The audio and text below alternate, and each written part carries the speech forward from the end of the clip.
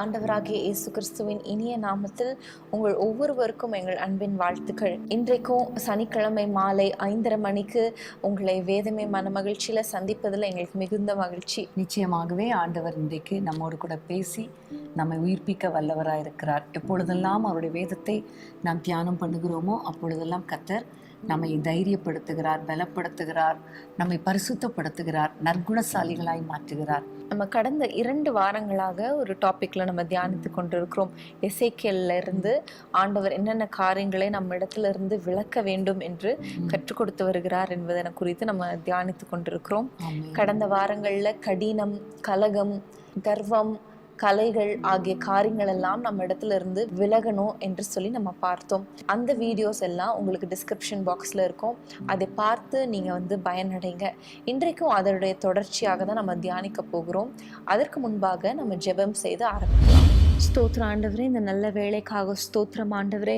இன்றைக்கும் ஆண்டவரே, இந்த வாரமும் அப்பா, இந்த மாலை நேரத்தில் நாங்கள் ஒரு குடும்பமாக நாங்கள் இணைந்து ஆண்டவரே உம்முடைய வேதத்தை நாங்கள் தியானிக்க காத்திருக்கிறோம் அப்பா. உம்முடைய வேதத்தை நாங்கள் வாசிக்கும் பொழுது, அதை தியானிக்கும் பொழுது ஆண்டவரே, ஆவியானவரே, நீர் எங்களோடு இடைப்பட வேண்டும் என்று நாங்கள் ஜெபிக்கிறோம். நீர் ஒவ்வொருத்தரோடு நீங்கள் பேச வேண்டும் என்று நாங்கள் ஜெபிக்கிறோம் ஆண்டவரே.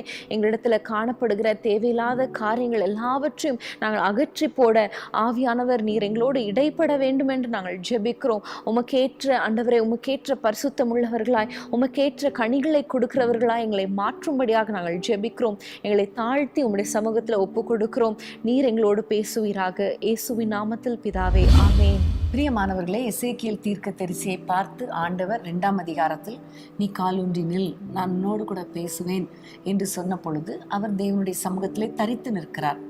அப்பொழுதுதான் ஆண்டவர் விளக்க வேண்டிய காரியங்கள் எல்லாவற்றையும் பேசினார் என்பதை நம்ம பார்த்தோம். இந்த நாட்களிலும் நீங்கள் உங்களுடைய வேலைகளை கொஞ்சம் ஒதுக்கி வைத்து ஆண்டவருடைய சமூகத்திலே தரித்து நிற்கும் பொழுது கர்த்தர் உங்களோடு கூட பேசுவார். ஹல்லேலூயா. என்னென்ன காரியங்கள் நம்மில காணப்பட வேண்டாத காரியங்கள் எவற்றையெல்லாம் நாம் அகற்ற வேண்டும் என்பதை கர்த்தர் கற்றுக் கொடுக்கும் பொழுது உடனே நீங்கள் அதற்கு அர்ப்பணிக்க வேண்டும், கீழ்ப்படிய வேண்டும். அப்பொழுது கர்த்தர் நம்மோடு கூட இடைப்பட்டு நம்மை ஆசீர்வதித்து நம்மை உயர்த்த அவர் வல்லவராயிருக்கிறார். ஹல்லேலூயா. இன்றைக்கு நம்ம பார்க்க போற காரியம் எசேக்கியேல் தீர்க்கதரிசியின் புத்தகம் 22ஆம் அதிகாரம் 17-18 வசனத்தை நம்ம வாசிக்க கேட்போம். மனுபுத்திரனே, இஸ்ரவேல் வம்சத்தார் எனக்கு களிம்பாய் போனார்கள். அவர்கள் எல்லாரும் குகையிலுள்ள பித்தளையும் தகரமும் இரும்பும் ஈயமுமாயிருக்கிறார்கள். அவர்கள் வெள்ளியின் களிம்பாய் போனார்கள். பிரியமானவர்களே, இங்கு ஆண்டவர் சொல்லுகிறார், களிம்பாய் போனார்கள். இஸ்ரவேல் புத்திரர், அவர்கள் இஸ்ரவேல் புத்திரர் தான், ஆனால் அவர்கள் களிம்பாய் போனார்கள் என்று சொல்லப்பட்டிருக்கிறது. அப்போ களிம்பு என்றால் என்ன? ஒரு வேஸ்டான ஒரு காரியம் சொல்லலாம், அன்வான்டான ஒரு காரியம் சொல்லலாம். இப்போ கோல்டுலாம் மண்ணிலேருந்து எடுக்கிறாங்க. அதில் நிறையா டர்ட், டஸ்ட்டு, அன்வான்டான சப்ஸ்டன்சஸ்லாம் இருக்கும். கசடு, கழிவு. ஸோ கழிவுகள் அப்படின்னு சொல்லலாம். ஸோ அதிலிருந்து அந்த கோல்டை எக்ஸ்ட்ராக்ட் பண்ணி எடுக்கும் போது மீதம் இருக்கிற அந்த டர்ட்டான காரியங்கள் எல்லாம் களிம்பு அப்படின்னு சொல்லலாம். அதுதான் நீதிமொழிகள்ல ஒரு அருமையான வசனம் உண்டு. நீதிமொழிகள் 25:4. வெள்ளியினின்று களிம்பை நீக்கிவிடு, அப்பொழுது தட்டானால் நல்ல உடைமை பிறக்கும். ஆமேன். அப்போ ஒரு பாத்திரத்தை, வெள்ளி பாத்திரத்தையோ பொன் உடைமையோ செய்யணும்னா அதில் இருக்கிற களிம்பு முதல்ல வெளியேற்றப்படணும். அப்போதான் நல்ல உடைமைகள், அதாவது நல்ல ஆபரணங்கள் அல்லது நல்ல வெசல்ஸ் நம்ம செய்ய முடியும் என்று ஆண்டவர் சொல்லுகிறார். அப்போது நம்முடைய வாழ்க்கையில் ஆண்டவர் சொல்லுகிறார், இஸ்ரவேல் புத்திரர் களிம்பாய் போனார்கள். அப்போது இன்னைக்கு நம்ம ஆண்டவருடைய பிள்ளைகள், நம்முடைய வாழ்க்கையில் இருக்கிற களிம்பு நீக்கப்படும் போதுதான் தேவன் விரும்புகிற ஒரு வெசலாக, அதாவது ஒரு பாத்திரமாக நம்ம மாற முடியும். அதனால தான் ஆண்டவர் சுத்திகரிக்கிறார். அப்போ எப்படி சுத்திகரிப்பார் என்று நமக்கு தெரியும். வெள்ளியும் பொன்னையும் அக்னியில் போட்டு அதை சூடேற்றி அதில் தன்னுடைய முகம் தெரியும்படி அவ்வளோ சூடாக்குவார். அப்பொழுது அந்த எல்லா களிம்புகளும் வெளியே போயிடும். ஒன்லி கோல்டோ சில்வரோ மட்டும் நிலைத்திருக்கும். அதே மாதிரி தான் சில சமயங்கள்ல ஆண்டவர் சில சோதனைகள் மூலமாக, உபத்திரவங்கள் மூலமாக, உபத்திரவத்தின் குகை என்று சொல்லப்பட்டது போல உபத்திரவங்கள் மூலமாக கர்த்தர் நம்மை அக்னியில் புடமிடுவது போல புடமிடுவார். ஸோ ஏன் ஆண்டவரை இவ்வளோ உபத்திரவம், ஏன் போராட்டம் அப்படின்னு ஒரு கேள்வி கேட்டா அவர் சொல்லுவார், உன்னை நான் வெள்ளியாய் ஒரு சுத்த பொன்னாக விளங்கும்படி தான் இவ்வளோ புடமிடுறேன், உன்னில் இருக்கிற களிம்புகள் வெளியேற வேண்டும் என்று கர்த்தர் சொல்லுவார். இந்த அதிகாரத்துல இஸ்ரவேல் புத்திரருக்குள்ள இருந்த களிம்புகள் அது எதை குறிக்கிறது என்று அழகாய் கர்த்தர் சொல்லி இருக்கிறார். அதை குறித்து நம்ம பார்க்க போறோம். அது மாத்திரமல்ல, இந்த காரியங்கள் நம்முடைய வாழ்க்கையில இருக்கக்கூடாது என்று ஒப்பு கொடுத்து ஜெபிக்க போறோம். ஒவ்வொரு காரியமா நான் சொல்லும் பொழுது நீங்க எழுதி வைத்துக் கொள்ளுங்கள், குறிப்பெடுத்து கொள்ளுங்கள். ஒரு நாள் தனியா உட்கார்ந்து தேவனுடைய சமூகத்துல, அப்பா இந்த களிம்புகள் எல்லாம் என்னை விட்டு போகட்டும், என்னை சுத்திகரிங்க, நல்ல ஒரு உடைமையாக, நல்ல ஒரு பாத்திரமாக என்னை வனைந்து கொள்ளுங்கள் என்று நீங்கள் சொல்லும் பொழுது கர்த்தர் அற்புதமான ஒரு பாத்திரமாக உங்களை வனைந்து கொள்வார். ஆமென். இன்றைக்கு கூட நம்ம வேதத்துல வாசிக்கிறது போல யோசேப்பை ஆண்டவருடைய வசனம் புடமிட்டது அப்படின்றது போல இன்னைக்கு ஆண்டவர் உங்களையும் என்னையும் இந்த வசனத்தின் மூலமாக புடமிட்டு நம்ம இடத்துல இருக்கிற களிம்புகள் எல்லாவற்றையும் நீக்க அவர் வல்லவராய் இருக்கிறார். நம்ம ஒப்பு கொடுக்கும் பொழுது, இந்த வசனங்கள் எல்லாம் வாசிக்கும் பொழுது இந்த வசனங்கள் நம்மை புடமிடும். ஆமென். ஸோ முதலாவதாக 22ஆம் அதிகாரத்துல முதல் வசனத்திலிருந்து நம்ம பார்க்கலாம். இன்றைக்கு ஃபுல்லாகவே பைபிள் ஸ்டடி ஆல்மோஸ்ட் 22ஆம் அதிகாரம் எசேக்கியல்ல தான் இருக்கிறது. அப்போ 3ஆம் வசனத்தை நம்ம வாசிப்போம். அதை நோக்கி கர்த்தராகிய ஆண்டவர் உரைக்கிறது என்னவென்றால், உன் காலம் வரத்தக்கதாக உன் நடுவிலே இரத்தம் சிந்துகிறதும் உன்னை தீட்டுப்படுத்தத்தக்கதாக உனக்கே விரோதமாய் நரகலான விக்கிரகங்களை உண்டு பண்ணுகிறதுமான நகரமே. இங்க பார்க்கிறோம், விக்கிரக ஆராதனை, நம்மையே தீட்டுப்படுத்துறபடி நமக்கே விரோதமான விக்கிரக ஆராதனை.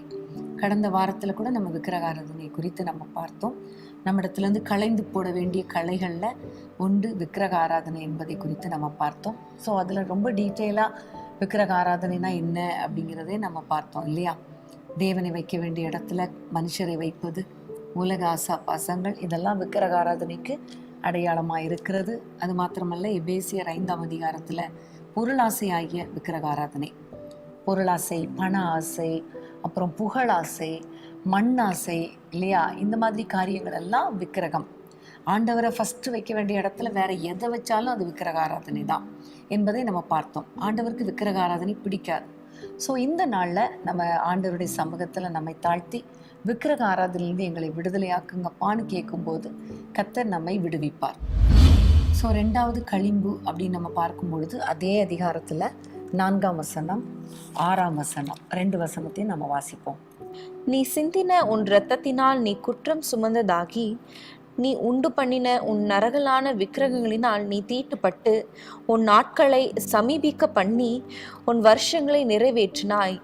ஆகையால் நான் உன்னை புறஜாதிகளுக்குள்ளே நிந்தையாகவும் தேசங்களுக்கெல்லாம் பரியாசமாக வைப்பேன்.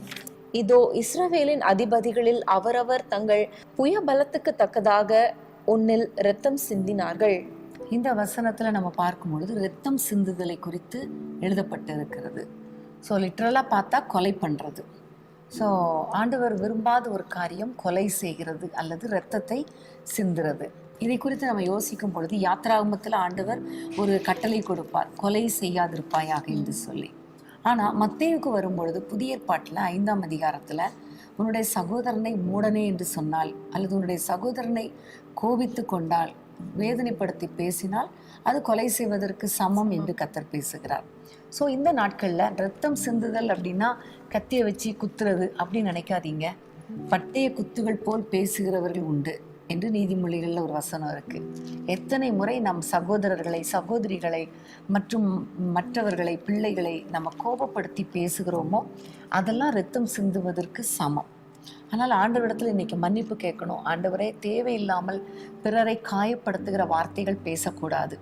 மற்றவருடைய இருதயத்தை புண்படுத்துகிற அளவுக்கு, அவ்வளோ ஓங்கி பாய்கிற அளவுக்கு, வெற்ற அளவுக்கு, நாங்கள் வேதனைப்படுத்துகிற அளவுக்கு நாங்கள் பேசக்கூடாதுப்பா அப்படின்னு நம்ம ஆண்டவருடைய சமூகத்தில் ஒப்பு கொடுக்கணும். ஆமென். சங்கீதக்காரன் சொல்லும் பொழுது நிந்தை என் இருதயத்தை பிளந்தது. ஸோ மற்றவங்களை நம்ம நிந்திச்சு பேசுகிற வார்த்தை இருதயம் வரைக்கும் போய் பிளக்கும், அப்போ ரத்தம் சிந்தப்படும். ஸோ இதெல்லாம் ஆண்டவருக்கு விருப்பமில்லாத காரியங்கள் என்று சொல்லுகிறார். இன்னொரு வசனத்தையும் வாசிக்கலாம். முக்கியமான ஒரு வசனம், நீதிமொழிகள் 6:16-17. 6 காரியங்களை கர்த்தர் வெறுக்கிறார், 7 அவருக்கு அருவருப்பானவைகள். அவையாவன: மேட்டிமையான கண், பொய்நாவு, குற்றமற்றவர்களுடைய இரத்தம் சிந்தும் கை. இதில் பார்க்கும்போது ரத்தம் சிந்துற கைன்னு எழுதப்பட்டு இருக்கிறது. அதுவும் குற்றமற்றவருடைய இரத்தத்தை சிந்துகிற காரியம். இதை சொல்லும் பொழுது கோர்ட் கேஸில் நிரபராதிகளை இழுத்து தேவையில்லாமல் அவர்கள் மேலே குற்றம் சுமத்தி அவர்களை வேதனைப்படுத்துறது. இன்னைக்கு நிறையா அப்படிதானே, பணபலன் இருக்கிறதுனால, அப்புறம் ஆள்பலம் இருக்கிறதுனால தங்களுக்கு வர வேண்டிய கேஸ் எல்லாம் மறைச்சி வேற யார் மேலேயாவது போட்டு அவங்கள அப்படியே தன்னை மூடி மறைக்கிறதுக்காக மற்றவங்களை தூக்கில் தண்டனை எல்லாமே அவங்களுக்கு கிடைக்குது. ஸோ இது நிரபராதிகளை, குற்றமற்றவர்களுடைய இரத்தத்தை சிந்துவதற்கு அடையாளம். ஸோ நம்முடைய வாழ்க்கையில் நம்ம இப்படிப்பட்ட காரியங்களை நம்ம செய்யக்கூடாது. இன்னும் பார்க்கும் பொழுது குற்றமற்றவருடைய இரத்தம் சிந்துதல்னு சொல்லும் பொழுது அபாஷனை குறிக்கிறது. ஒரு குழந்தை குற்றமற்றது, கரு உருவாகிறது. ஆனால் அநேகருடைய வாழ்க்கையில் பார்க்கும் பொழுது பெண் குழந்தை 2 பிறந்துச்சு, 3வது குழந்தை பெண் குழந்தையாக இருந்தால் வேண்டாம், அதனால் அபார்ஷன் பண்ணணும் அப்படின்னு அபார்ஷன் பண்ணிடுறாங்க. அது மட்டும் இல்லாமல் தவறான உறவுகளினால குழந்தை உருவாகும் பொழுது அதை கொலை பண்ணுறதுக்காக அபார்ஷன் பண்ணுறாங்க. இதெல்லாம் குற்றமற்றவருடைய இரத்தத்தை சிந்துதல். இப்படிப்பட்ட காரியங்கள்லாம் ஒருவேளை நம்முடைய குடும்பங்களில் இப்போ காணப்படலை, இதுக்கு முன்னாடி நாங்கள் செஞ்சிட்டோமே அப்படின்னு நினச்சிங்கன்னா இன்னைக்கு ஆண்டவரிடத்தில் ஒப்பு கொடுங்க. ஆண்டவரே மன்னிங்க, ஏனென்றால் கர்த்தர் 3ஆம் 4ஆம் தலைமுறை மட்டும் அதை விசாரிப்பேன்னு சொல்லியிருக்கிறார். ஸோ இந்த பாவத்தினால் வந்த சாபம் என் குடும்பத்துக்கு வரக்கூடாதுப்பா என்று சொல்லி நீங்கள் ஆண்டவருடைய சமூகத்தில் ஒப்பு கொடுக்க போகிறீங்க. ஆனால் இனிமே வேற யாரும் இந்த தப்பை பண்ணக்கூடாது என்று சொல்லி ஆண்டவருடைய பாதத்தில் நீங்கள் ஒப்பு கொடுங்க. கர்த்தர் நிச்சயமாக உங்களை ஆசீர்வதிப்பார். இந்த அருவருப்புகள், இந்த களிம்பெல்லாம் நம்மளை விட்டு போக கர்த்தர் நம்மை சுத்திகரிக்கிற ஒரு நேரத்துக்குள்ள நம்ம வந்திருக்கிறோம். இப்போ நம்ம ஒரு களிம்பா நம்ம பார்த்துட்டு வரோம். ஒவ்வொரு களிம்பா ஆண்டவர் நம்மளை விட்டு நீக்கிறதுக்கு கர்த்தர் எதிர்பார்க்கிறார். ஸோ இந்த செய்தியை நீங்கள் கேட்டுட்டு இருக்கும் போதே, ஆண்டவரே இந்த காரியம் என்னை விட்டு நீங்கட்டும் நீங்கட்டும் நீங்கட்டும் என்று நீங்கள் ஒப்பு கொடுக்க கர்த்தர் இந்த களிம்பை நீக்கி உங்களை ஒரு பிரயோஜனமுள்ள பாத்திரமாக கர்த்தர் வணைந்து கொள்வார். ஆமென். ஆமென். அடுத்ததாக நம்ம 7ஆம் வசனத்தை வாசிக்கலாம். உன்னில் உள்ள தாய் தகப்பனை அற்பமாய் எண்ணினார்கள். ஸோ எசேக்கியேல் 22:19 நம்ம வாசிக்கிறோம், இஸ்ரவேல் ஜனங்கள் களிம்பாய் மாறினார்கள். எதனாலெல்லாம் களிம்பாய் மாறினார்கள் என்றுதான் நம்ம தியானித்து கொண்டிருக்கிறோம். முதலாவது நம்ம பார்த்தோம் விக்கிரக ஆராதனை, அதுக்கப்புறம் இரத்தம் சிந்துதல். இப்போ நம்ம வாசிச்ச வசனத்தின்படி நம்ம பார்க்கும் பொழுது தாய் தகப்பனை அற்பமாய் எண்ணுகிறதுனால களிம்பாய் மாறினார்கள் என்பதை நம்ம அறிந்து கொள்கிறோம். ஸோ அற்பமாய் எண்ணுதல் அப்படின்னு சொல்லும் பொழுது நீதிமொழிகள் 23:22 வாசிக்கலாம். உன்னை பெற்ற தகப்பனுக்கு செவி கொடு, உன் தாய் வயது சென்றவளாகும் போது அவளை அசட்டை பண்ணாதே. இன்னும் ப்ராவர்ப்ஸ் 1:8 நம்ம பார்க்கும்பொழுது தகப்பனுக்கு செவி கொடு, தாயின் போதகத்தை தள்ளாதே என்றெல்லாம் நம்ம வாசிக்கிறோம். ஸோ நம்மளுடைய பேரண்ட்ஸ் நம்மளுக்கு அட்வைஸ் பண்ணும் பொழுது அவங்களுடைய வார்த்தைகளுக்கு செவி கொடுக்கணும். அவங்கள நம்ம அசட்டை பண்ணக்கூடாது, அற்பமாக எண்ணக்கூடாது. அவங்களுடைய போதகத்தை நம்ம தள்ளாமல் அதற்படி கீழ்ப்படியணும். ஒரு கீழ்ப்படிதலை நம்ம அங்கே பார்க்கணும். ஆண்டவர் அதை தான் எதிர்பார்க்கிறார். அந்த வசனத்தில் பார்த்தா, உன் தாய் வயது சென்றவளாகும் பொழுது அவளை அசட்டை பண்ணார். சின்ன வயசுல அம்மாவை கண்டாலே பயமா இருக்கும். அம்மா என்ன சொன்னாலும் கீழ்ப்படிஞ்சிருவோம். கம்பை கண்டாலே பயம். ஆனால் வயசாக நீங்கள் என்ன சொல்கிறது, நான் எவ்வளோ படிச்சிருக்கேன் தெரியுமா, நான் யார்கிட்ட பேசுகிறேன் தெரியுமா, உங்களுக்கு ஏதாவது தெரியுமா, கூகுள் பற்றி தெரியுமா, ஃபோனை பற்றி தெரியுமா, வாட்ஸ்அப்னா என்னன்னு தெரியுமா. இப்போ இருக்கிற அம்மா அப்பாக்கெல்லாம் கூகுள் ஃபோன் எல்லாமே தெரியும். இருந்தாலும் நிறைய காரியங்கள்ல உங்களுக்கு என்ன தெரியும் அப்படின்னு அசட்டை பண்ணிடுறாங்க. இது ஆண்டவருக்கு விருப்பம் இல்லாத ஒரு காரியம். வேதத்தில் இன்னும் நீதிமொழிகள்ல நிறைய காரியங்கள் தகப்பனை தாயும் கனம் பண்ணணும் என்று சொல்லப்பட்டிருக்கிறது. இதை குறித்து நம்ம தொடர்ந்து வாசிக்கும் பொழுது நீதிமொழிகள் 20:20 வாசிக்கலாமா? தன் தகப்பனையும் தன் தாயும் தூஷிக்கிறவனுடைய தீபம் காரிருளில் அணைந்து போம்.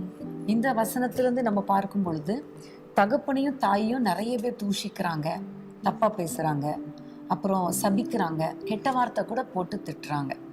பிரியமானவர்களே, ஒருவேளை சின்ன பிள்ளைங்கள்லாம், வாலிப பிள்ளைங்க நீங்கள் பார்த்துட்டு இருப்பீங்கன்னா, தயவு செஞ்சு உங்கள் பெற்றோரை நீங்கள் தூஷிக்காதீங்க, கேவலமாக பேசாதீங்க, ஏன் என்னைய பெற்றீங்கன்னு கேட்காதீங்க, சபிக்காதீங்க, கெட்ட வார்த்தை பேசாதீங்க. ஏன்னா வேதம் அழகாய் சொல்லுகிறது, தூஷிக்கிறவனுடைய தீபம் காரிருளில் அணைந்து போகும். அப்போ கார் இருள்ல தான் நமக்கு தீபம் தேவை, வெளிச்சம் தேவை. ஆனா கார் இருள்ல நம்ம போகும்பொழுது, அதாவது இருளான சூழ்நிலையில போகும்போது வெளிச்சம் இல்லைன்னா எப்படி இருக்கும்ல, திடீர்னு அப்படி அணைஞ்சு போகும் என்று சொல்லப்பட்டு இருக்கிறது. அதனால ரொம்ப கேர்ஃபுல்லா தாய் தகப்பனை நீங்க கனம் பண்ணணும். இன்னும் நீதிமொழிகள் 30ஆம் அதிகாரத்திலையும் ஒரு அருமையான வசனம் இருக்கிறது. நீதிமொழிகள் 30:17. தகப்பனை பரியாசம் பண்ணி தாயின் கட்டளையை அசட்டை பண்ணுகிற கண்ணை நதியின் காகங்கள் பிடுங்கும், கழுகின் குஞ்சுகள் தின்னும். எவ்வளோ ஒரு பயங்கரமான ஒரு வார்த்தை இல்லையா? காகங்கள் கண்ணை பிடுங்கிரும். அப்போ ரொம்ப கேர்ஃபுல்லா இருக்கணும். நம்ம ரொம்ப ஈஸியா அசால்ட்டா இருக்கிறோம். பட் ஆண்டவர் இன்னைக்கு நம்ம கற்றுக் கொடுக்கிற காரியம், பெற்றோரை கனம் பண்ணணும். எபேசியர் 6ஆம் அதிகாரத்துல கர்த்தர் சொல்லும்பொழுது, பிள்ளைகளே உங்கள் பெற்றோருக்கு கீழ்ப்படியுங்கள், இது நியாயம். அது மாத்திரமல்ல, உங்கள் வாழ்நாள் நீடித்திருப்பதற்கும் நன்மை உண்டாவதற்கும் தகப்பனையும் தாயும் கனம் பண்ணுவாயாக என்று சொல்லப்பட்டிருக்கிறது. ஸோ பெற்றோரை நம்ம ரொம்ப கனம் பண்ணணும். அதே நேரத்துல பெற்றோர் தயவு செஞ்சு உங்களுடைய பிள்ளைகளை கோபம் ஊட்டக்கூடாது. அதே ஆண்டவர் தான் சொல்லுகிறாரு, அதே அதிகாரத்துல, பிதாக்களே உங்கள் பிள்ளைகளை கோபப்படுத்தாதீங்க. பிள்ளைங்க நம்மளை தூஷிக்கிற அளவுக்கு, பிள்ளைங்க நம்மளை அசட்டை பண்ற அளவுக்கு பெற்றோர் நடக்கக்கூடாது. ஸோ ஒரு வயசுல நம்ம பிள்ளைங்களை அடிக்கலாம், விரட்டலாம். ஒரு வயசுக்கு மேல உலக பிரகாரமான மக்களே சொல்றாங்க, தோளுக்கு மேல வளர்ந்தா அவன் தோழன் சொல்றாங்க. ஸோ அப்படிப்பட்ட பிள்ளைங்களையும் போட்டு ஸ்ட்ரிக்டாக விரட்டி விரட்டி விரட்டி திட்டிட்டு அடிச்சுட்டு இருந்தா பிள்ளைங்க அதுக்கப்புறம் மதிக்க மாட்டாங்க. ஸோ பிள்ளைங்களை கோவப்படுத்தக்கூடாது. கத்தருக்கேற்ற சிக்ஷையில வளர்க்கணும். எதுவும் எல்லை மீறி போச்சா, ஜெபத்துல உங்களுடைய பிள்ளைகளை ஆண்டவருடைய சமூகத்துல கொண்டு வரும் பொழுது கத்தர் எல்லாவற்றையும், சூழ்நிலைகளை, அவனுடைய காரியங்களை மாறுதலாய் முடிய பண்ணுவார். ஸோ பெற்றோரும் கேர்ஃபுல்லா நம்ம நடக்கணுங்கிறதை கத்தர் நமக்கு கற்றுக் கொடுக்கிறார். உண்மையாகவே பெற்றோர் பிள்ளைகளுக்கு இடையே அந்த ஃப்ரெண்ட்லி பாண்ட் இருக்கும் பொழுது, அந்த அட்வைசஸோ இன்ஸ்ட்ரக்ஷன்ஸோ அவங்க ஃப்ரெண்ட்லியாக சொல்லும் பொழுது அது ஈஸியாக இருக்கும் அவங்க எடுத்துக்கொள்கிறதுக்கு. எப்பவுமே ஸ்ட்ரிக்டாக இருக்கும் பொழுது கண்டிப்பாக அது ஒரு வெறுப்பையும் ஒரு இடைவெளியும் உண்டாக்குறதுக்கு அதிக வாய்ப்புண்டு. அந்த ரிலேஷன்ஷிப்குள்ள அன்பு பெருசாக இருக்கும் பொழுது ஆட்டோமேட்டிக்காகவே அது ஒரு அட்வைஸ் கொடுக்காமலே, இது அப்பா அப்பாவுக்கு விருப்பம் இல்லாத காரியமாச்சே, இது நம்ம செய்யக்கூடாது, நம்ம அவங்கள கஷ்டப்படுத்தக்கூடாது, நம்ம அவங்கள துக்கப்படுத்தக்கூடாது, இப்படி நம்ம செய்கிறதுனால அவங்க வருத்தப்படுவாங்க அப்படிங்கிற ஒரு மென்டாலிட்டிக்குள்ளே ஆட்டோமேட்டிக்காக அந்த சில்ட்ரன் வந்துடுவாங்க. ஸோ நம்ம அன்பு முதல்ல அந்த எனி ரிலேஷன்ஷிப் இல்லையா, நம்ம அன்பில் நம்ம எல்லாமே சாதிக்கலாம். அதே நேரத்துல பிள்ளைகள் இந்த அளவுக்கு தாய் தகப்பனை கனம் பண்ணாமல் அசட்டை பண்றதுக்கு மற்றொரு ரீசன் என்னன்னா, ஒரு ஃப்ரெண்ட்ஷிப், தவறான ஃப்ரெண்ட்ஷிப். இப்போ பெற்றோரும் பிள்ளைகளும் ஃப்ரெண்ட்ஷிப்பாக இல்லைன்னா தவறான ஃப்ரெண்ட்ஸ் உள்ளே வருவதற்கு வாய்ப்பு இருக்குது. ஸோ அவங்க தவறான விதத்தில் பிள்ளைங்களை நடத்துறதுனால அவங்க அந்த மாதிரி வழி விலகி போகிறாங்க. ஸோ பெற்றோர் ரொம்ப ஜாக்கிரதையாக இருக்கணும், கத்தரிடத்தில் ஞானத்தை கேட்கணும், ஆண்டவரை நோக்கி பிள்ளைகளுக்காக ஜெபிக்கும் பொழுது கத்தர் பெரிய காரியங்களை செய்வார். அதே வேளையில் பிள்ளைங்க தயவு செஞ்சு நீங்கள் உங்களுடைய தாயை கனம் பண்ணணும், தகப்பனை கனம் பண்ணணும் அப்படிங்கிறதுல கொஞ்சம் ஸ்ட்ராங்காக இருங்க. அடுத்ததாக இன்னொரு காரியத்தை நம்ம பார்க்க போகிறோம். அதே 7ஆம் வசனத்தில், உன் நடுவில் பரதேசிக்கு இடுக்கண் செய்தார்கள், உனக்குள் திக்கற்றவனையும் விதவையையும் ஒடுக்கினார்கள். இந்த வசனத்தில் நம்ம பார்க்கும் பொழுது ரொம்ப கஷ்டமான ஒரு காரியம் இல்லை? பரதேசி, திக்கற்றவர்கள், விதவைகள், இவர்களெல்லாம் ஒடுக்குகிற காரியம் ஒரு களிம்பு என்று ஆண்டவர் சொல்லுகிறார். அப்போ நம்முடைய வாழ்க்கையில கொஞ்சம் யோசித்து பாருங்கள். யாராவது திக்கற்ற பிள்ளைகளுக்கு நீங்க இடுக்கண் பண்ணி இருக்கிறீங்களா? அல்லது விதவைகளை ஒடுக்கி இருக்கிறீங்களா? கொஞ்சம் யோசித்து பாருங்க. இப்படிப்பட்டவர்களை வேதனைப்படுத்துவது, ஒடுக்குவது ஆண்டவருக்கு விருப்பமே கிடையாது.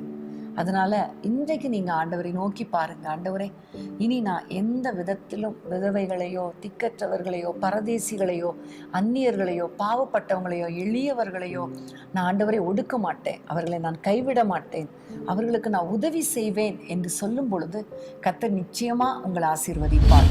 இதை குறித்து நம்ம யாக்கோபு 1ஆம் அதிகாரம் 27 நம்ம வாசிக்கலாம். திக்கற்ற பிள்ளைகளும் விதவைகளும் படுகிற உபத்திரவத்திலே அவர்களை விசாரிக்கிறதும் உலகத்தால் கரைப்படாதபடிக்கு தன்னை காத்து கொள்ளுகிறதுமே பிதாவாகிய தேவனுக்கு முன்பாக மாசில்லாத சுத்தமான பக்தியா இருக்கிறது.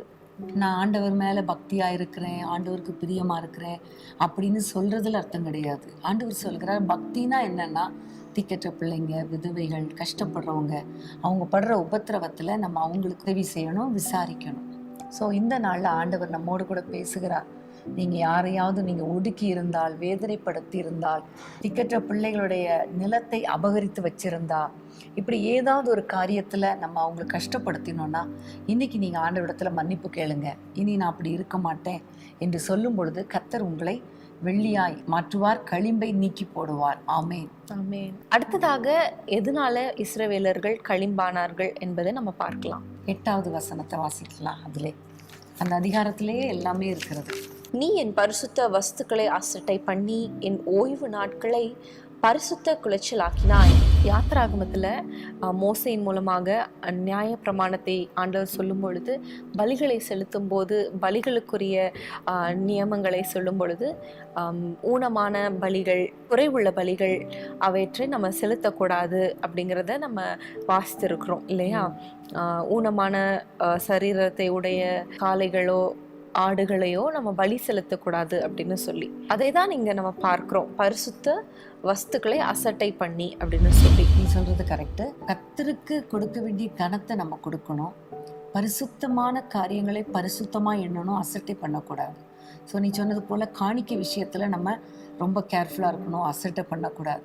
கர்த்தருக்கு கொடுக்க வேண்டியது பெஸ்ட்டாக கொடுக்கணும். அநேகர் இந்த வண்டி நான் புது வண்டி வாங்கிட்டேன், அதனால இது சும்மா தான் நிற்கிது, இதை வேணால் நீங்கள் ஊழியத்துக்கு யூஸ் பண்ணிக்கோங்களேன் அப்படின்னு அவங்க யூஸ் பண்ணி அந்த ஃபர்ஸ்ட் ப்ரையாரிட்டி ஆண்டவருக்கு கொடுக்காம, தேவையில்லை இது யூஸ்லெஸ்ஸாக இருக்குது அப்படின்னு சொல்லி கொடுப்பாங்க.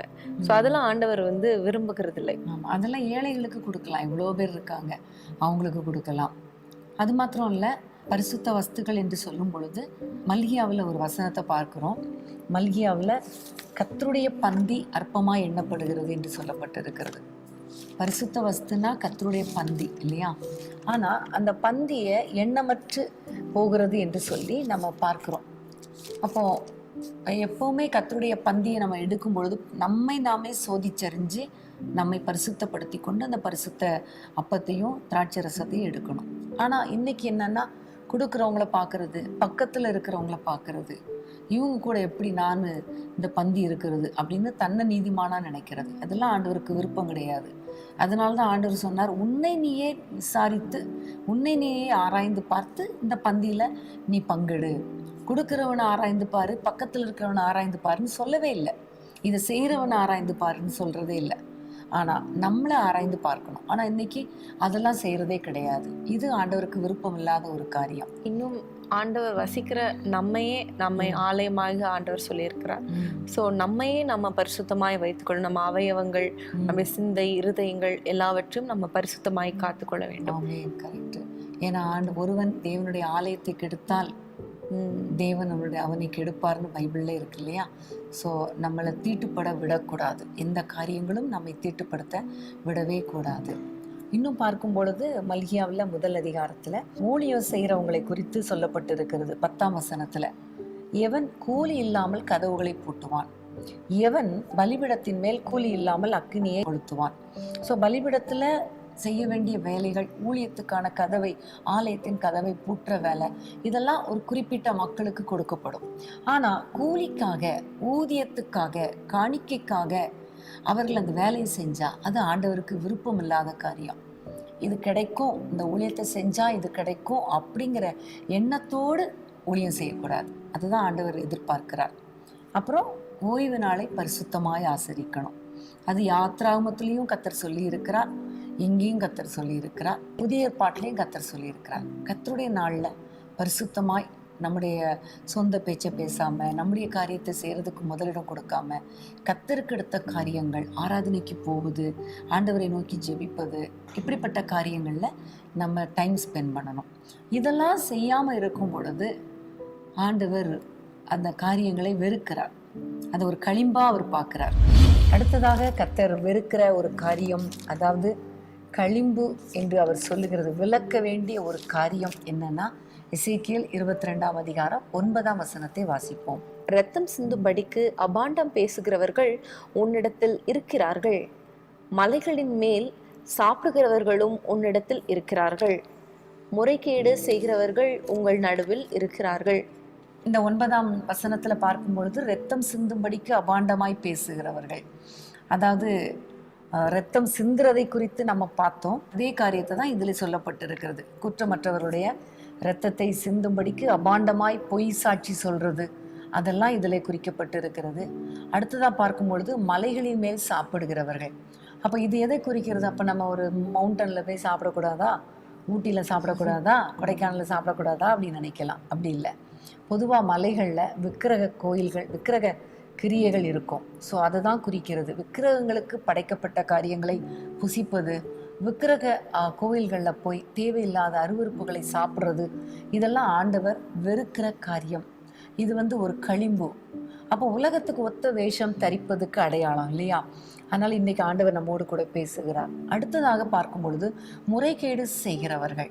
முறைகேடு செய்கிறவர்கள் என்று சொல்லும் பொழுது தவறான காரியங்கள், அடுத்த வசனத்திலலாம் நீங்கள் பார்க்கும் பொழுது அருவருப்பான காரியங்கள் செய்வது, அதாவது முறை தவறி உறவு கொள்வது, ஆணோடு ஆண் உறவு கொள்வது, இன்னும் திருமணத்துக்கு முன்பே தவறான உறவு வைப்பது, இப்படிப்பட்ட காரியங்கள் தான் முறைகேடு செய்வது.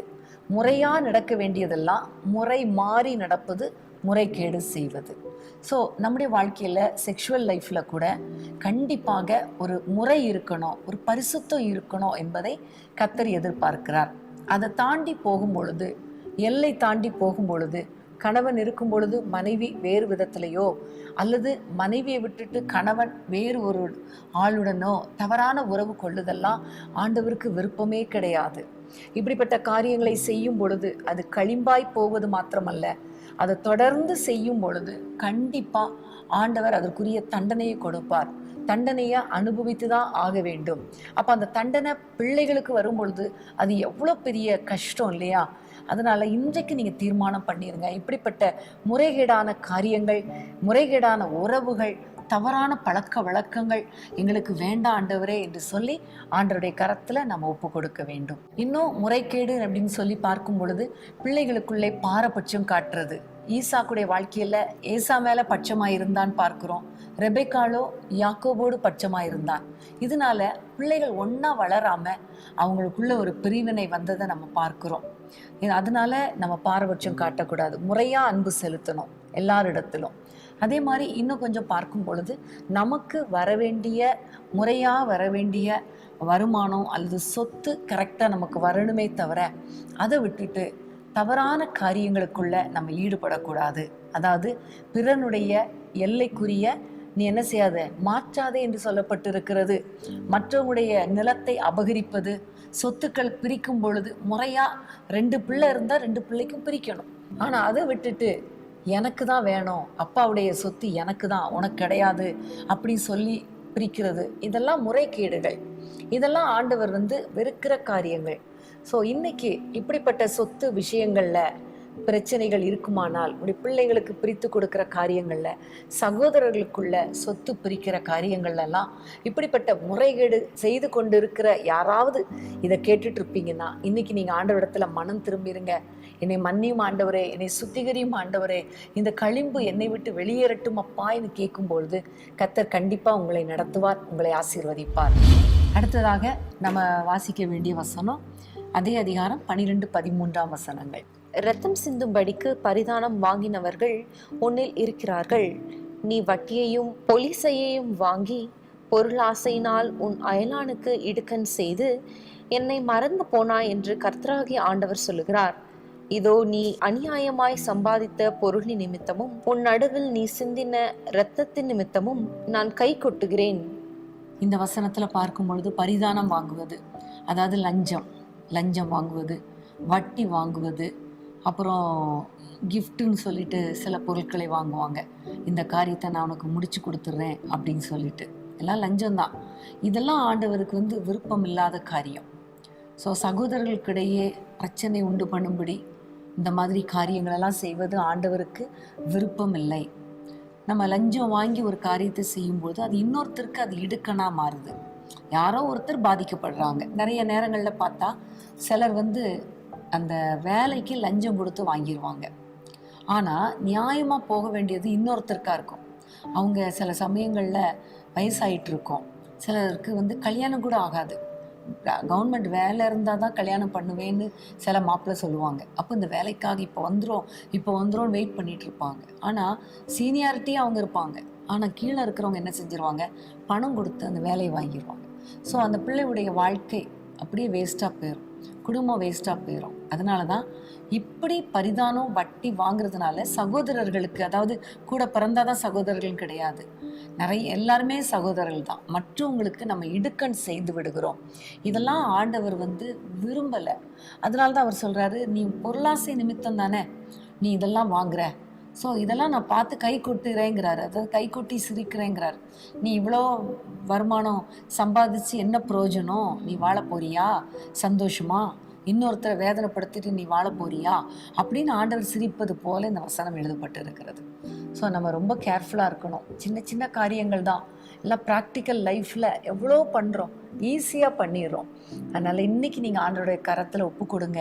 இந்த சின்ன காரியங்கள் கூட, ஆண்டவரே இது சின்ன காரியம்னு சொல்ல முடியாது, ஆனால் ஒரு காரியம் கூட ஆண்டவரே நாங்கள் செய்யக்கூடாது, எங்களை பரிசுத்தப்படுத்துங்கன்னு கேட்கும் பொழுது கர்த்தர் அந்த களிம்புகளெல்லாம் நீக்கி நம்மை ஆசீர்வதிப்பார். ஸோ இப்படிப்பட்ட காரியங்கள் நம்ம வாழ்க்கையில் இருக்கும் பொழுது எப்படி இஸ்ரவேலர்கள் ஆண்டவருடைய பார்வையில் களிம்பாயினார்களோ, நம்மளும் இந்த மாதிரி காரியங்கள் நம்ம வாழ்க்கையில் காணப்படும் போது நம்ம வாழ்க்கையும் ஒரு களிம்பாய் காணப்படுகிறது. ஒரு ஒரு அன்வர்த்தியாக வேஸ்டான இம்பியூரான ஒரு வாழ்க்கையாய் காணப்படுகிறது. அப்போ இந்த நேரத்தில் தான் ஆண்டவர் என்ன சொல்லுகிறார்னா, 20-21 வசனத்தை வாசிக்கலாமா? வெள்ளியையும் பித்தளையும் இரும்பையும் ஈயத்தையும் தகரத்தையும் அக்னியினால் ஊதி உருக்குவதற்காக குகைக்குள் சேர்க்கிறது போல நான் என் கோபத்தினாலும் என் உக்கிரத்தினாலும் உங்களை சேர்த்து வைத்து உருக்குவேன். நான் உங்களை கூட்டி என் கோபமாகிய அக்கினியை உங்கள் மேல் ஊதுவேன், அதற்குள்ளே நீங்கள் உருகுவீர்கள். அடுத்த வசனம், குகைக்குள் வெள்ளி உருகுமா போல் நீங்கள் அதற்குள் உருகுவீர்கள். அப்பொழுது கர்த்தராகிய நான் என் உக்கிரத்தை உங்கள் மேல் ஊற்றிவிட்டேன் என்று அறிந்து கொள்வீர்கள் என்றார். இப்படிப்பட்ட காரியங்கள் எல்லாம் செஞ்சிட்டு இருக்கும்போது ஆண்டவர் சொல்லுகிறார், உங்களை நான் குகைக்குள்ள போட்டு அக்னியை போட்டு என்னுடைய கோபத்தை எல்லாம் நான் ஊற்றி உங்களை உருக்குவேன், நீங்க உருகுவீர்கள் என்று சொல்லுகிறார். அப்போ ஆண்டவருக்கு இதெல்லாம் பிடிக்காதனால கோபத்தை அவர் அக்னியாய் ஊற்றுகிறேன்னு சொல்லுகிறார். ஆனால் அதே வேளையில ஏசாயா தீர்க்கதரிசியின் புத்தகத்துல 1 அதிகாரத்துல நம்ம ஒரு வசனத்தை வாசிக்கலாம். 25 வசனம். நான் என் கையை உன்னிடமாய் திருப்பி உன் களிம்பு நீங்க உன்னை சுத்தமாய் புடமிட்டு உன் ஈயத்தை எல்லாம் நீக்குவேன். எசேக்கியேல்ல ஆண்டவர் சொல்லுகிறார், என் கோபத்தை நான் அக்னியாய் போட்டு உருக்குவேன்கிறாரு. ஆனா ஏசாயா தீர்க்கதரிசியுடைய புத்தகத்துல ஆண்டவர் சொல்லுகிறார், நான் உங்களை புடமிடுறது அக்னியினால தான், புடமிட்டு உங்களுடைய இருக்கிற எல்லா களிம்பு ஈயத்தெல்லாம் விலக்கி போட்டு உங்களை சுத்தமான ஒரு பொன்னாக அல்லது வெள்ளியாக மாற்றுவேன் என்று சொல்லுகிறார். இன்னைக்கு நம்ம ஆண்டவரிடத்துல கேட்கணும், ஆண்டவரே உங்களுடைய கோபத்தின் அக்னியினால எங்களை உருக்க வேண்டாம்ப்பா, நாங்கள் இதெல்லாம் விட்டுட்டு வெளியே வர்றோம், நீங்கள் எங்களை சுத்திகரிக்கும் அக்னியினால, புடமிடும் அக்னியினால எங்களை சுத்திகரிங்கப்பான்னு கேட்கணும். சுட்டரிக்கும் அக்னி வேண்டாம் ஆண்டவரே, சுத்திகரிக்கும் அக்னியை தாங்கன்னு சொல்லி கேட்கும்போது அந்த அக்னி நம்மை புடமிட்டு எல்லா களிம்புகளை நம்மை நீக்கி சுத்தமாக்கி கர்த்தருடைய கையில ஒரு பிரயோஜனம் உள்ள ஒரு பாத்திரமாக கர்த்தர் மாற்றுவார். ஸோ முதல்ல நம்ம வாசித்தோம் நீதிமொழிகள்ல, வெள்ளியை நின்று களிம்பை நீக்கிவிடு, அப்பொழுது தட்டானால் நல்ல உடைமை பிறக்கும். நல்ல வெசல் அப்படின்னு ஆங்கில வேதாகமத்தில் சொல்லப்பட்டு இருக்கிறது. 1 தீமோத்தேயுல பார்க்கும்பொழுது ஒரு பெரிய வீட்டில் வெள்ளி, பொண்ணு, மரம், கல் இவற்றாலான நிறைய பாத்திரங்கள் இருக்கிறது. ஆனால் அவைகள் சில கனத்துக்கும் சில கனவீனத்துக்கும் ஆனவைகள். ஒருவன் தன்னை சுத்திகரித்து கொள்ளும் பொழுது அவன் கர்த்தருடைய பார்வையில பரிசுத்தமாக்கப்பட்ட பாத்திரமும் விலையேறப்பெற்ற பாத்திரமும் கனத்துக்குரிய பாத்திரமாய் மாத்திரமல்ல, எஜமானுக்கு பிரயோஜனமான பாத்திரமாக, எந்த நற்கிரியையும் செய்வதற்கு ஆயத்தமான பாத்திரமாக கர்த்தர் மாற்றுகிறார் என்று சொல்லப்பட்டு இருக்கிறது. ஸோ ஆண்டவருடைய அக்கினி நம்மை சுத்திகரிக்கும் பொழுது கண்டிப்பா நம்மை அவருக்கு பிரயோஜனமான, பிரியமான, உபயோகமான பாத்திரமாக கர்த்தர் நம்மை மாற்றுவார். ஆமென். யோசேப்பை குறித்து நம்ம வாசிக்கும் பொழுது கூட கர்த்தருடைய வார்த்தை நிறைவேறும் அளவும் அவருடைய வசனங்கள் அவனை புடமிட்டது. அந்த புடமிட்டதுக்கு அப்புறம் அவருடைய வாழ்க்கையில உயர்வு மட்டுமே இருந்தது இல்லையா? எப்படி அந்த கோல்டு இல்லைன்னா அந்த சில்வர் புடமிடப்பட்டதுக்கு அப்புறம் அதோடைய வேல்யூ இன்க்ரீஸ் ஆயிருதோ அது போல நம்மளை ஆண்டவர் உயர்த்துவார். ஆமே. அதற்கு நம்ம இந்த காரியங்கள் எல்லாம் நீக்கப்பட ஒப்பு கொடுக்க வேண்டும். ஆமே. பிரியமானவர்களே, இன்றைக்கும் நம்ம வாழ்க்கையில என்னென்ன களிம்புகள், என்னென்ன இம்பியூரிட்டிஸ் காணப்படுகிறது என்பதை நம்ம பார்த்தோம். தொடர்ந்து ஆண்டவர் நம்ம வாழ்க்கையில இருந்து நம்மளை சுத்திகரிக்க வேண்டிய காரியங்களை குறித்து நம்ம தியானிக்க போகிறோம். அதுக்கு முன்பதாக ஒரு சிறிய இடைவேளை.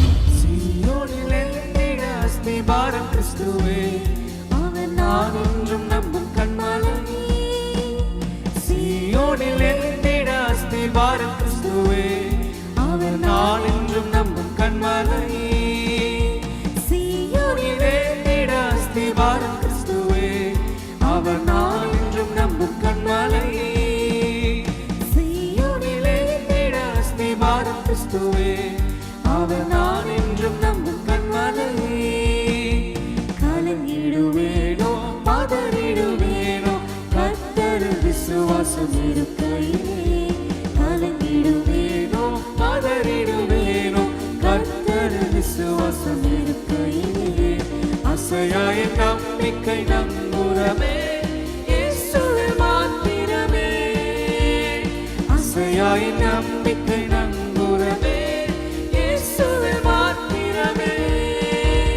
சீயோனிலே திட அஸ்திபாரம் கிறிஸ்துவே, அவர் நான் என்றும் நம்பும் கன்மலை. சீயோனிலே திட அஸ்திபாரம் கிறிஸ்துவே, அவர் நான் என்றும் நம்பும் கன்மலை.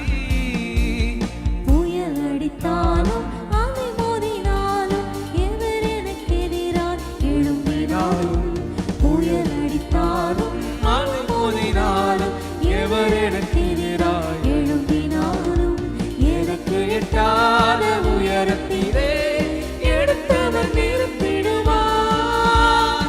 எனக்கு எட்டாத உயரத்திலே எடுத்தவர் நிறுத்திடுவார். சீயோனிலே திட அஸ்திபாரம் கிறிஸ்துவே, அவர் நான் என்றும் நம்பும் கன்மலை. சீயோனிலே திட அஸ்திபாரம் கிறிஸ்துவே, அவர் நான் என்றும் நம்பும் கன்மலை.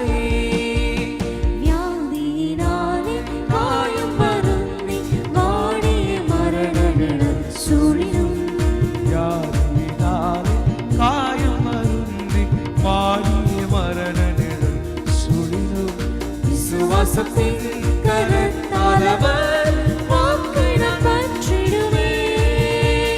விசுவாசத்தின் கரத்தால் அவர் வாக்கை நான் பற்றிடுவேன். சீயோனிலே திட அஸ்திபாரம் கிறிஸ்துவே, அவர் நான் என்றும் நம்பும் கன்மலை.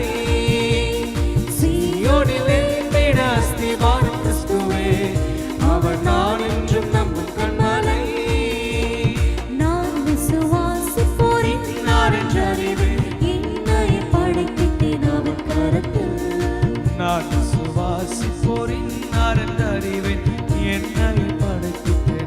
கரத்தில். முடிவு வரை என்னை நடத்திடுவார், முற்றுமாய் ரட்சிப்பாரே. முடிவு வரை என்னை நடத்திடுவார், முற்றுமாய் ரட்சிப்பாரே. முடிவு வரை என்னை நடத்திடுவார், முற்றுமாய் ரட்சிப்பாரே. முற்றுமுடிய முடிவு வரை என்னை நடத்திடுவார், முற்றுமாய் ரட்சிப்பாரே. அசையாய் நம்பிக்கை நங்கூரமே இயேசுவில் மாத்திரமே. அசையாய் நம்பிக்கை நங்கூரமே இயேசுவில் மாத்திரமே. அசையாய் நம்பிக்கை, அசையாய் நம்பிக்கை நங்கூரமே இயேசுவில் மாத்திரமே. அசையாய் நம்பிக்கை நங்கூரமே இயேசுவில் மாத்திரமே. என்னிட அஸ்திபாரம் கிறிஸ்துவே, அவர் நான் என்றும் நம்பும் கன்மலை. சீயோனிலே திட அஸ்திபாரம் கிறிஸ்துவே, அவர் நான் என்றும் நம்பும் கன்மலை. அவர் நான் என்றும் நம்பும் கன்மலை. சொல்லுவோம், அவர் நான் என்றும் நம்பும் கன்மலை. அவர் நான் என்றும் நம்பும் கன்மலை. அவர்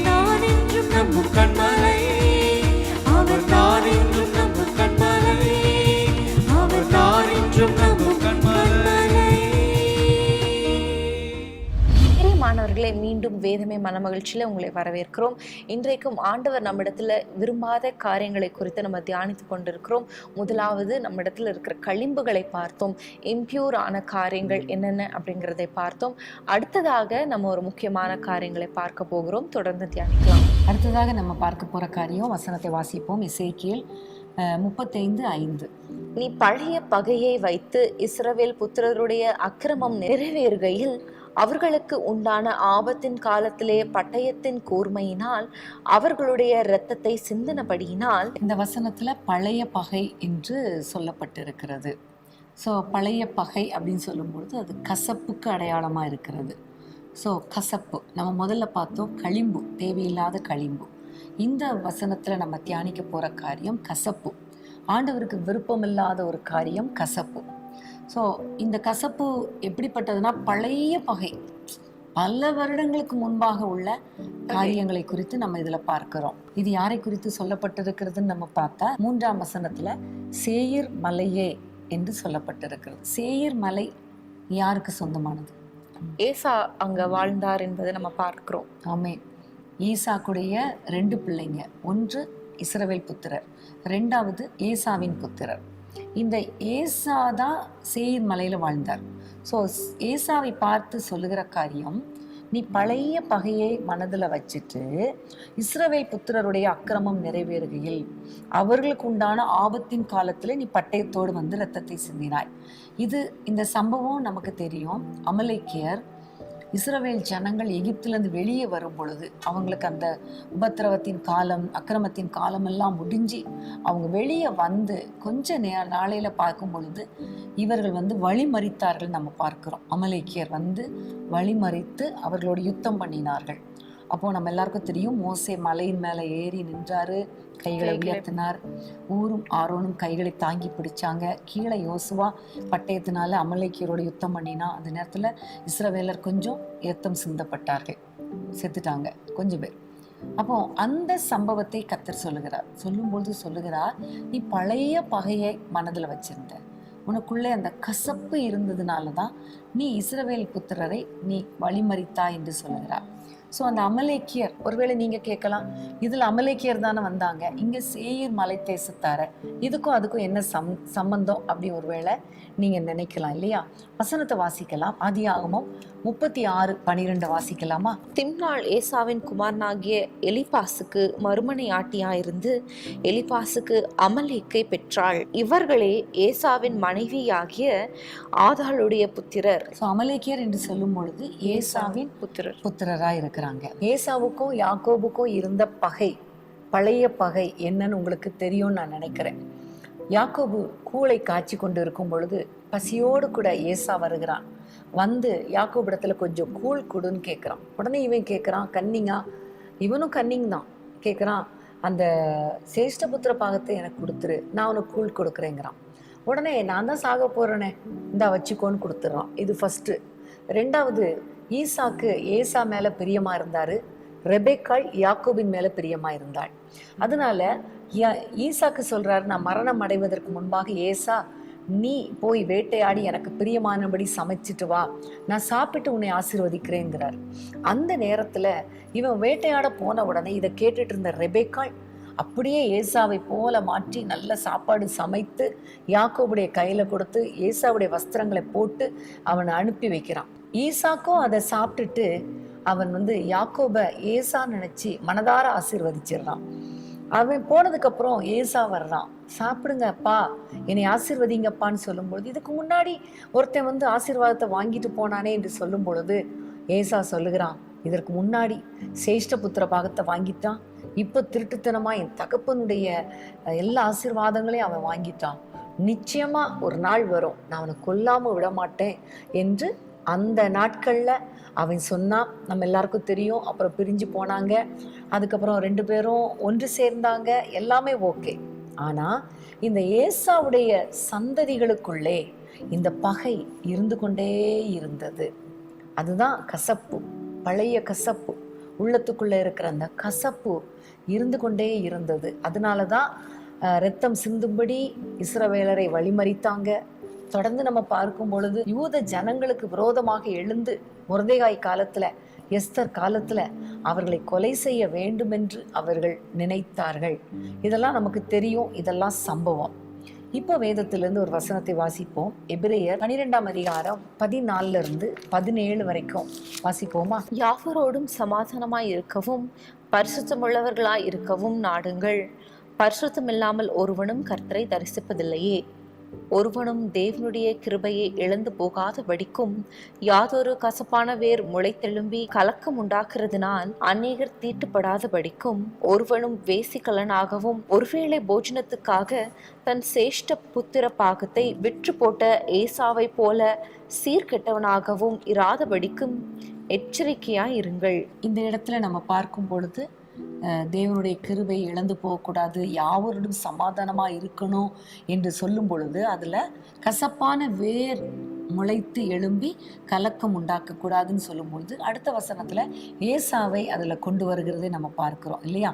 ஸோ ஏசாவுக்குள்ள அந்த போஜனத்தினால அந்த சேஷ்டபுத்திர பாகத்தை விற்று போட்டதுனால உள்ள ஒரு கசப்பு இருந்ததை நம்ம பார்க்கிறோம்.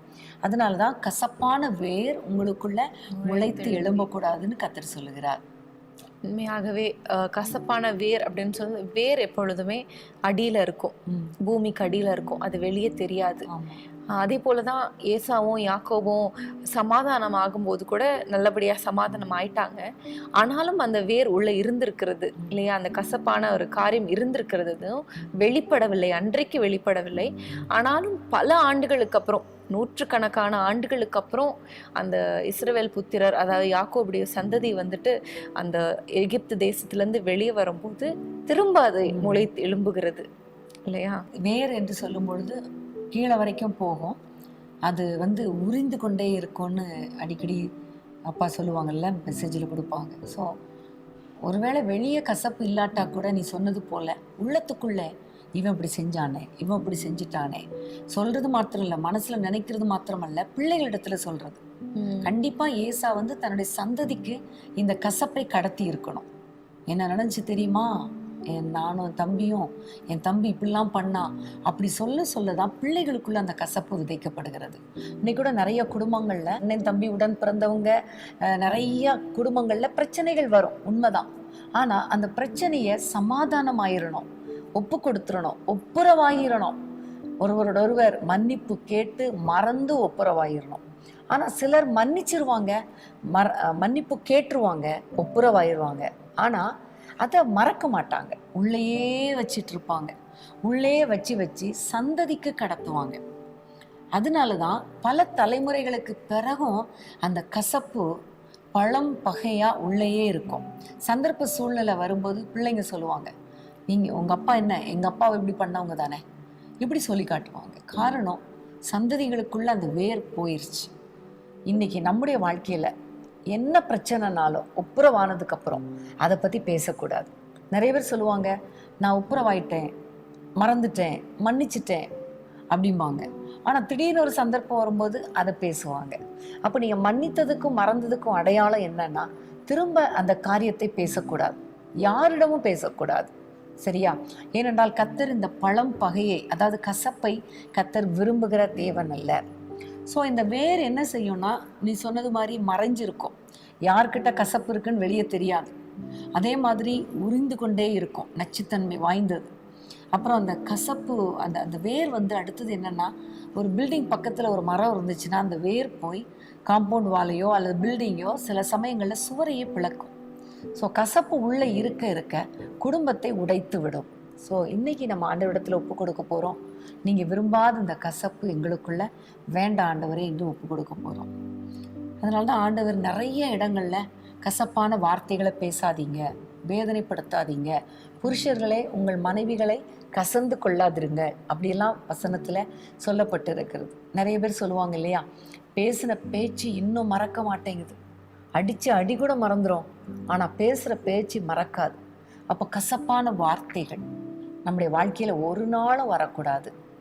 இன்னும் பார்க்கும் பொழுது யோசேப்புடைய வாழ்க்கையில பார்க்கும் பொழுது யோசேப்பு சொல்லுவாரு, முதல்ல என்னுடைய சகோதரர்கள் எல்லாரும் செய்த காரியத்தை நான் மறக்கும்படி கர்த்தர் செய்தார் என்று சொல்லி மூத்த மகனுக்கு மனாசே என்று பெயரிடுவான். அடுத்ததாக பிள்ளை பிறக்கும் போது நான் சிறுமைப்பட்டிருந்த தேசத்திலே பலுகும்படி செய்தார் என்று சொல்லுவோம். ஸோ மறக்கும் பொழுது, சகோதரர்களை மன்னிக்கும் பொழுதுதான் அந்த கசப்பு இருக்கிற வரைக்கும் நம்ம பெருக முடியாது, ஆசீர்வதிக்கப்பட முடியாது. அந்த கசப்பு மாறும் பொழுது, மன்னிக்கும் பொழுது, மறக்கும் பொழுது கர்த்தர் நம்மை பெருகும்படி கர்த்தர் செய்வார். பிரியமானவர்களே, பெனினால் கூட அன்னாளுடைய வாழ்க்கையில ரொம்ப வேதனைப்படுத்தினாள். தேவையில்லாத வார்த்தைகளை பேசினதுனால அன்னாளுக்குள்ளே மனம் கசந்து அழுதா. ஸோ அன்னாளுடைய வாழ்க்கையை கசப்பாக்குற அளவுக்கு பெனினால் கசப்பான வார்த்தைகளை பேசினாள். இன்னைக்கு உங்களுடைய வாழ்க்கையில கூட நிறைய கசப்பான வார்த்தைகளை மற்றவர்களுக்காக பேசுறீங்களா? நீங்க இன்னைக்கு ஆண்டவரிடத்துல மனம் திரும்புங்க. கசப்பான வார்த்தை பேச மாட்டேன், கசப்பான வேர் என் உள்ளத்துக்குள்ள வேர் விடுவதற்கு நான் இடம் கொடுக்க மாட்டேன், நான் ஒப்புரவாயிடுற ஆண்டவரே, எனக்கு வேதனைப்படுத்தினவங்களை மன்னிச்சிடுற ஆண்டவரேன்னு சொல்லுங்க. மத்தேயு 5ஆம் அதிகாரத்துல ஆண்டவர் சொல்லுவார், ஒருவேளை உனக்கு உன் சகோதரன் பேர்ல ஒரு குறை இருந்துச்சுன்னா நீ காணிக்கைய பலிபிடத்துல வந்து செலுத்தாம அதை அப்படியே வச்சுட்டு முன்பு போய் ஒப்புரவாகிட்டு பின்பு வந்து உன் காணிக்கையை செலுத்துன்னு சொல்லுவார் இல்லையா? அப்போ உள்ளத்துக்குள்ள கசப்பு இருக்கிற வரைக்கும் கர்த்தர் காணிக்கையை அங்கீகரிக்க மாட்டார்.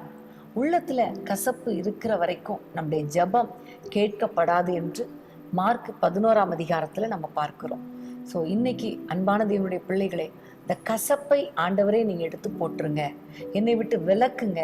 நான் யார் யார்கிட்டெல்லாம் ஒப்புரவாகணும், நான் யார் யார்கிட்டெல்லாம் மன்னிப்பு கேட்கணும், யார் யாரெல்லாம் வேதனைப்படுத்தினேனோ அவர்களை ஆண்டவரே நான் ஆறுதல் படுத்தணும்னு சொல்லி ஒப்பு கொடுக்கும் பொழுது இந்த கசப்பை கர்த்தர் மாற்றுவார், சமாதானத்தை கொடுப்பார். உங்களுக்கும் அவர்களுக்கும் நடுவில் சமாதானத்தை கொடுப்பார். ஆமென்.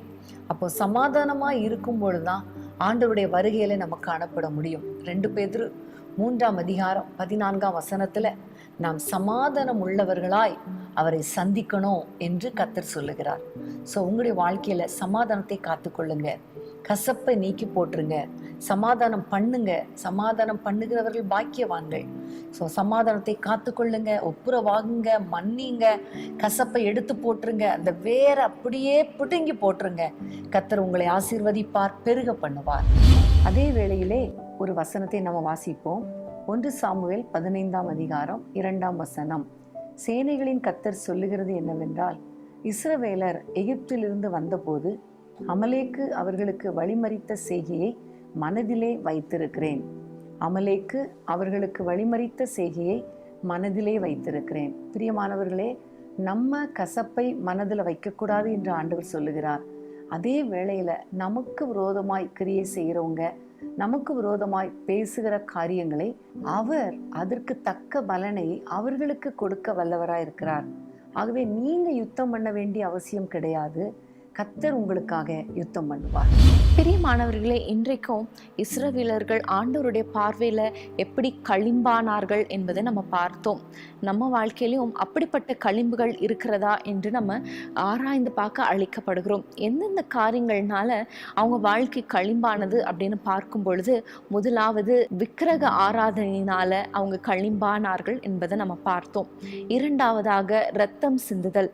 3ஆவதாக தாய் தகப்பனை பெற்றோரை அசட்டை பண்ணுதல், கனவீனப்படுத்துதல் ஆகிய காரியங்கள்னால அவங்களுடைய வாழ்க்கை களிம்பானது என்பதை நம்ம அறிந்து கொண்டோம். இன்னும் நம்ம தொடர்ந்து பார்க்கும் பொழுது விதவைகள், பரதேசிகளை அசட்டை பண்ணும் பொழுது, அவங்களுக்கு இடுக்கண் விளைவிக்கும் பொழுது அது நம்ம வாழ்க்கையில களிம்பாய் மாறுகிறது. அடுத்ததாக நம்ம பார்க்கும் பொழுது ஆண்டவருக்கு அடுத்த காரியங்கள்ல நம்ம பரிசுத்தமாய் ஆசரிக்காம அதை அசட்டை பண்ணும் பொழுது, ஓய்வு நாளை அசட்டை பண்ணும் பொழுது அது நமக்கு களிம்பாய் காணப்படுகிறது. தொடர்ந்து நம்ம தியானிக்கும் பொழுது முறைகேடான வாழ்க்கை முறை நடத்துகிறவர்கள், பரிதானம், லஞ்சம் ஆகிய காரியங்கள் வாங்கி மற்றவர்களுக்கு இடுக்கண் விளைவிக்கிற காரியங்கள் எல்லாம் நம்ம வாழ்க்கையில களிம்பாய் காணப்படுகிறது என்பதை நம்ம அறிந்து கொண்டோம். எப்படி ஆண்டவர் இஸ்ரவேலரை குகைக்குள்ள கொண்டு வந்து அவர்களை அந்த அக்கினியினால உருக்கி அவர்களை சுத்தம் செய்தாரோ, இன்றைக்கும் நம்ம வாழ்க்கையில அந்த அக்கினி ஆகிய அபிஷேகத்தை நம்ம நாடி அபிஷேகத்தினால ஒவ்வொரு நாளும் நிரம்பும் பொழுது ஆவியானவர் ஒவ்வொரு நாளும் நம்முடைய பாவத்தை குறித்து நம்மளுக்கு கண்டித்து உணர்த்தி நம்மிடத்துல காணப்படுகிற எல்லா களிம்புகளையும் நீக்கி நம்மளை சுத்திகரித்து, நம்மளை பொன்னை போல புடமிட்டு சுத்திகரித்து நம்ம ஒரு விலையேற பெற்ற ஒரு வாழ்க்கை வாழ்கிறவர்களாய் நம்ம மாற்றுவாரு. அடுத்ததாக நம்ம பார்த்தோம், நம்ம வாழ்க்கையில கசப்பு காணப்படும் போது அது ஆண்டவருக்கு பிரியமில்லாத காரியமா இருக்கிறது. பழம் பகைகள், தலைமுறையாக தொடர்ந்து கொண்டு வருகிற குடும்ப சண்டைகள், பிரச்சனைகள், வாக்குவாதங்கள், இன்னும் அநேக காரியங்கள், சொத்து தகராறுகள், இவை அனைத்தையும் நம்ம வாழ்க்கையிலிருந்து நம்ம உதறி தள்ளி விடும்போது நமக்கு ஆண்டவருடைய பிள்ளைகளாக மாறுகிறோம். அடுத்ததாக நம்ம பார்த்தோம், கசப்பாகிய வேர் நம்ம வாழ்க்கையில காணப்படும் போது நிச்சயமாகவே நம்ம கனிகளை கொடுக்க முடியாது. கனிகளாலே அவர்களை அறிவீர்கள் என்ற வசனத்தை நம்ம எல்லாரும் வாசித்திருக்கிறோம் இல்லையா? அப்படிப்பட்ட ஒரு நற்கனிகளை கொடுக்கிற ஒரு விசுவாசிகளாக, ஆண்டவருடைய பிள்ளைகளாக இருக்க வேண்டும் என்றால் நம்ம வாழ்க்கையில காணப்படுகிற பழம் பகைகள், தலைமுறையாக தொடர்ந்து கொண்டு வருகிற பிரச்சனைகள், குடும்ப பிரச்சனைகள், குடும்ப தகராறுகள், சொத்து தகராறுகள் ஆகியவற்றை எல்லாம் நம்ம உதறி தள்ளிவிட்டு ஆண்டவர் சமூகத்துல நம்ம மக்களோட, நம்ம உறவினர்களோட, அயலகத்தாரோட நம்ம ஒப்புரவாகும் பொழுது ஆண்டவருக்கு ஏற்ற பிள்ளைகளாக, ஆண்டவருக்கு ஏற்ற கனிகளை தருகிற பிள்ளைகளாக நம்ம மாறுகிறோம். இவனைத்தையும் வைத்து நம்ம ஜெபிக்கலாமா? ஸ்தோத்திர ஆண்டவரே, நன்றியோடு நாங்கள் துதிக்கிறோம் அப்பா. இந்த நேரத்திலே நீங்க எங்களோடு கூட பேசின ஒவ்வொரு வார்த்தைகளுக்காக உமக்கு ஸ்தோத்திரம் அப்பா. எசேக்கியேல் தீர்க்கதரிசியின் புத்தகத்திலிருந்து ஆண்டவரை தொடர்ந்து எங்களோடு கூட பேசி வருகிறீரப்பா. ஆண்டவரை எங்களிலே காணப்படக்கூடாத காரியங்களை கர்த்தர் எங்களுக்கு வெளிப்படுத்தி, ஆண்டவரே அதிலிருந்து எங்களை பரிசுத்தப்படுத்தி, ஆண்டவரே எங்களை நடத்துகிற தயவுக்காக உமக்கு ஸ்தோத்திரம். இந்த நாளிலும் அப்பா, நீங்க விரும்பாத அசுத்தமாகிய அந்த களிம்புகள் ஆண்டவரே எங்களிலே காணப்படாதபடிக்கு கர்த்தாவே எங்களை உம்முடைய சமூகத்திலே அர்ப்பணிக்கிறோம் அப்பா. நீங்கள் கற்றுக் கொடுத்த ஒவ்வொரு காரியமும் எங்களில் காணப்படாதபடிக்கு உம்முடைய சுத்திகரிக்கும் அக்னியினால எங்களை சுத்திகரிப்பீராக ராஜா. ஆண்டவரே எங்களை புடமிட்டு, ஆண்டவரே எங்களை பொன்னாக வெள்ளியாக, ஆண்டவரே எங்களை தெரிந்து கொள்ள வேண்டும் என்று நாங்கள் ஜெபிக்கிறோம் அப்பா. எங்கள் மூலமாய் நீர் வைத்த நோக்கம் நிறைவேறட்டும் கர்த்தாவே. எங்களை பரிசுத்தப்படுத்தும், நீர் ஆட்கொள்ளும் ஆண்டவரே. உம்முடைய நாமத்தை மகிமைப்படுத்தும். அதே போல அப்பா, நீங்க விரும்பாத அந்த கசப்புகள், வைராக்கியங்கள், பழம் பகைகள், இவை ஒன்றும் வேண்டாம் ஆண்டவரே. இவை எல்லாவற்றையும் நாங்கள் அந்த வேரை பிடுங்கி போடுகிறோம் அப்பா. கர்த்தருடைய கிருபை எங்களை அளவில்லாமல் ஆண்டு கொள்ளட்டும். தேவையில்லாத காரியங்கள், எங்களுடைய இருதயத்தை வேதனைப்படுத்துகிற காரியங்கள், இவை எல்லாவற்றின் விடுதலை கொடுத்து மற்றவர்களோடு நாங்கள் ஒப்புரவாகி சகோதர சிநேகத்தை காத்துக்கொள்ள கிருபை தாங்கப்பா. என்னோடு இணைந்து ஜெபிக்கிற அத்தனை பேருக்கும் கிருபை தாங்கப்பா. இது நிமித்தமாய் உம்முடைய பிள்ளைகளை ஆசீர்வதிப்பீராக. உம்முடைய பிள்ளைகள் உம்மால் பயன்படுத்தப்படுவார்களாக, உயர்த்தப்படுவார்களாக, பெருகுவார்களாக என்று ஆசீர்வதிக்கிறேன். எல்லா போராட்டங்கள், பிரச்சனைகள், சத்ருவினால் வருகிற போராட்டங்கள் எல்லாம் மறைந்து போவதாக. கர்த்தர் மகிமையான காரியங்களை செய்யும். உம்முடைய நாமத்தை மகிமைப்படுத்தும். இயேசுவின் நாமத்தில் ஜெபிக்கிறோம் பிதாவே, ஆமென். பிரியமானவர்களே, இந்த எபிசோடு உங்களுக்கு மிகுந்த பிரயோஜனமாக இருந்திருக்கும் நாங்கள் விசுவாசிக்கிறோம். நம்ம வாழ்க்கையில காணப்படுகிற களிம்புகள், தேவையில்லாத காரியங்கள் எல்லாவற்றையும் களைந்து போட்டு கசப்புகளை மறந்து ஆண்டவருடைய பிள்ளைகளாய் நம்ம மாறும் பொழுது, ஆண்டவருடைய வருகை வரும்போது அதுல நம்ம மாசற்றவர்களாய், கரைத்திரை அற்றவர்களாய் காணும்படி, நம்ம நிற்கும்படி ஆண்டவர் நம்மளுக்கு கிருபை செய்வார். ஆமென். தொடர்ந்து நாம் இந்த காரியங்களுக்காக நீங்க ஒப்பு கொடுத்து ஜெபம் பண்ணுங்க. இதே மாதிரி நிறைய காரியங்கள் வேதத்துல இருக்கிறது. நீங்களும் தியானம் பண்ணுங்க. ஆண்டவரே, நீங்க விரும்பாத அசுத்தங்கள் எல்லாவற்றையும் என்னை விட்டு எடுத்து போடுங்க என்று தியானம் பண்ண கர்த்தர் உங்களுக்கு நிறைய காரியங்களை வெளிப்படுத்தி கொடுப்பார். ஆமென். மீண்டும் அடுத்த வாரம் வேதமே மனமகிழ்ச்சியில நாங்கள் உங்களை சந்திக்கிறோம். God bless you. பிரியமானவர்களே, நாளை இரவு ஞாயிற்றுக்கிழமை இரவு 9:30 மணிக்கு இரவு ஜெபம் இருக்கிறது. நீங்கள் அதில் கலந்து கொள்ளும்படி உங்களை அன்புடன் கேட்டுக்கொள்கிறோம். 1 மணி வரைக்கும் தான் இந்த இரவு ஜெபம். ஸோ டக்குன்னு முடிஞ்சிரும். குடும்பமாக கலந்து கொண்டு ஆசீர்வாதங்களை பெற்றுக்கொள்ளுங்கள். அன்பான தேவனுடைய பிள்ளைகளே, இச்செய்தி உங்களுக்கு மிகுந்த ஆசீர்வாதமாக இருந்ததென்று நாங்கள் நம்புகிறோம். தொடர்ந்து எங்கள் செய்திகளை கேட்டு கர்த்தருக்குள் ஆசீர்வதிக்கப்பட ஜீசஸ் மீட்ஸ் மினிஸ்ட்ரீஸ் என்கிற எங்கள் யூடியூப் சேனலை சப்ஸ்கிரைப் செய்யுங்கள். மேலும் உங்கள் ஜெப உதவிக்கு எங்களோடு நீங்கள் தொடர்பு கொள்ள வேண்டிய தொலைபேசி எண் 9842252836 மற்றும் 7299546363. Email gpsrobinson@hotmail.com. கர்த்தர் உங்களை ஆசீர்வதிப்பாராக.